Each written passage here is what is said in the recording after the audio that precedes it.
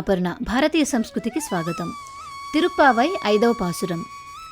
గోదాదేవి అనుగ్రహించిన 5వ పాసురంలో పరమాత్మను కీర్తించడం వల్ల కలిగేటటువంటి ఫలితాన్ని చెప్తోంది.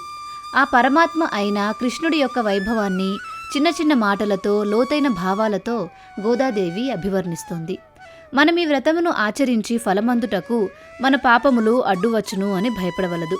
వాటిని తొలగించేవాడు మన వ్రతమునకు నాయకుడైన శ్రీకృష్ణుడే.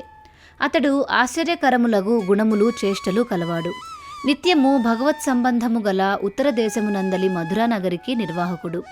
నిర్మలమై గంభీరమైన జలము గల యమునా నది యొక్క తీరవాసి అయి మనకై గొల్లకులమందు అవతరించి ఈ కులమును ప్రకాశింపచేసిన మంగళదీపము.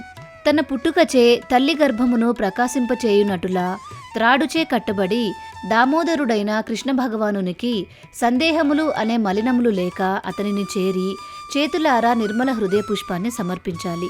నోరారా పాడాలి. మనసారా ధ్యానం చేయాలి. స్వామి యొక్క దివ్య నామాలను నిరంతరం పఠించడంతో మనం అన్ని పాపపుణ్యకర్మలు మటుమాయమవుతాయి. ఆ వెంటనే మన పూర్వకర్మలు నిప్పులో వేసిన దూది వలె కాలిపోతాయి. భవిష్యత్తులో చేసే కర్మలు తామరాకుపై నీరు వలె అంటకుండా పోయి మన వ్రతమునకు అడ్డు తొలుగుతాయి. కనుక రండి, భగవన్నామస్మరణ చేద్దాము. మన పాపాలు తొలగేందుకు శ్రీకృష్ణుడికి అర్పించాల్సినవి 8 పుష్పాలు.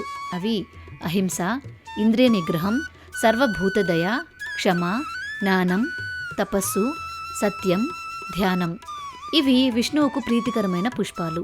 వీటితో పూజించి మంచి పాటలతో కీర్తిస్తే భగవంతుని కృప పొందవచ్చు అని ఆండాళ్ వివరిస్తోంది. మీకు ఈ వీడియో నచ్చిందా? నచ్చినట్లయితే లైక్ చేసి భారతీయ సంస్కృతి ఛానల్ని సబ్స్క్రైబ్ చేసుకోండి.